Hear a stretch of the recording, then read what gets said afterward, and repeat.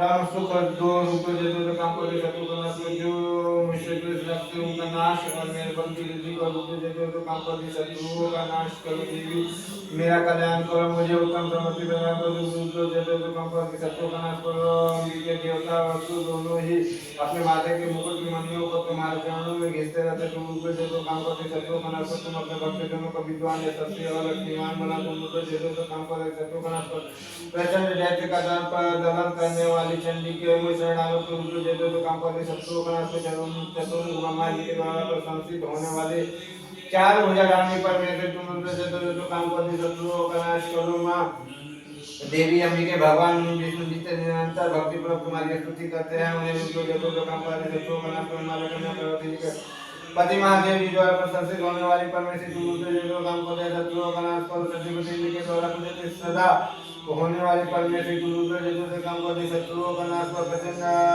दंड वाले दैत्यों का घमंड शूर करने वाली देवी तुम जैसे काम करते शत्रुओं का नाश कर देवी अंबिके तुम अपने भक्तजनों को सदा आशीष मानव प्रदान करते तुम जैसे काम करते शत्रुओं का नाश करो मन की इच्छा के अनुसार चलने वाली मनोहर पत्नी प्रदान करो जो दुर्गम संसार सागर से काम में तथा उत्तम कुल उत्पन्न हुई हो जो मनुष्य स्रोत का पाठ करके सप्तती रूपी महास्रोत का पाठ करता है और सप्तती की जब संख्या से मिलने वाले श्रेष्ठ फल को प्राप्त होता है साथ ही वह प्रचुर संपत्ति भी प्राप्त कर लेता है। ओम जय मां।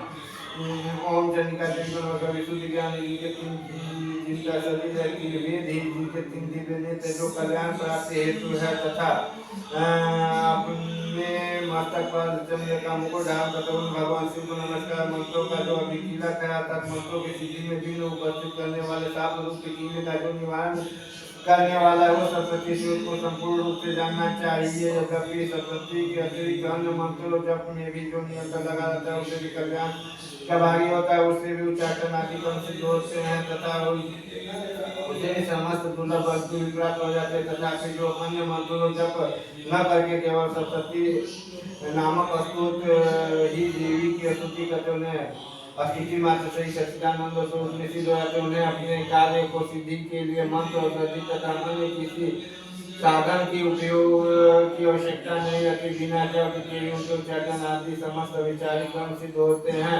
इतना ही नहीं उनके संपूर्ण अभीष्ट वस्तुएं भी सिद्ध हो जाते लोगों के मन में आशंका थी कि जब केवल सरस्वती की उपासना से अथवा सरस्वती को छोड़कर अन्य मंत्रों की उपासना से भी समान रूप से यह कार्य सिद्ध होते हैं तब इनमें श्रेष्ठ कौन सा साधन है। लोगों की शंका को सामने रख कर भगवान शंकर ने अपने पास आए हुए जिज्ञासुओं को समझाया कि यह सप्तती नामक स्रोत ही श्रेष्ठ एवं कल्याणमय है। तदंतर भगवती चंडिका के सप्तती नामक अस्त्रों से महादेव जी गुप्त कर दिया। सप्तती के पाठ में जो पुण्य प्राप्त होता है उसकी कभी समाप्ति नहीं होती किंतु अन्य मंत्रों जब जन्य पुण्य समाप्ति हो जाती है तब भगवान शिव ने अन्य मंत्रों की अपेक्षा जो सप्तती की श्रेष्ठता का निर्णय किया उसे यथार्थ ही जानना चाहिए। अन्य मंत्र जप करने वाला पुरुष भी यदि सप्तती के श्रोत और जाप का अनुष्ठान कर ले तो भी वह पूर्ण रूप से कल्याण का भागी होता है। इसमें कहीं भी संदेह नहीं है। जो साधक कृष्ण पक्ष की चतुर्दशी अथवा अष्टमी को जागृत होकर भगवती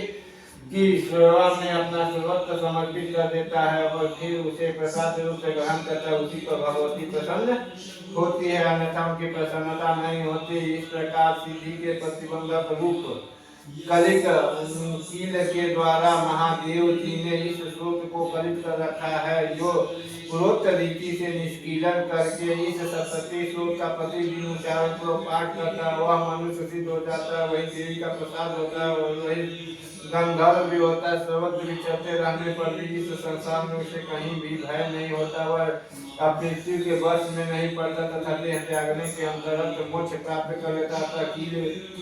कील को जानकर उसका परिहार करके ही सप्तती का पाठ आरंभ करे। जो ऐसा नहीं करता उसका नाश हो जाता है। इसलिए कीलक और निष्कीलन का ज्ञान प्राप्त करने पर यह श्रोत निर्दोष होता है और विद्वान पुरुष इस निर्दोष श्रोत का ही पाठ आरंभ करते हैं। स्त्रियों में जो कुछ भी सौभाग्य आदि दृष्टि गोचर होता है वह सब देवी के प्रसाद का फल है। तो इस कल्याण स्रोत को सदा जप करना चाहिए। इस श्रोत का मंद स्वर से पाठ करने पर 16 फल की प्राप्ति होती है। उच्च स्वर से पाठ करने पर पूर्ण फल की सिद्धि होती है। अतः उच्च स्वर से ही इसका पाठ आरंभ करने चाहिए, जिसके प्रसाद से सौभाग्य, आरोग्य, संपत्ति, शत्रुनाश तथा परम मोक्ष विसिद्ध होते हैं। उन कल्याणमयी जगदम्बिका की स्तुति मनुष्य क्यों नहीं करते हैं।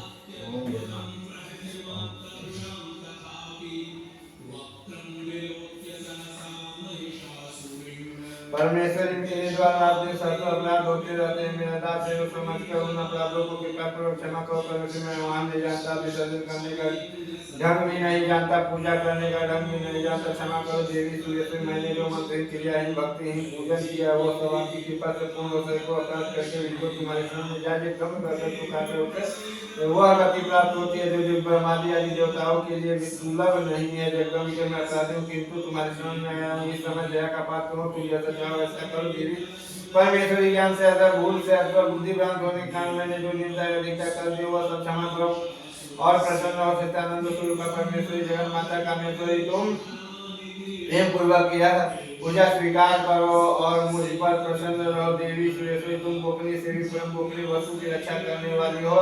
मेरे निवेदन किए हुए जप को ग्रहण करो, तुम्हारी कृपा से मुझे सिद्धि प्राप्त हो।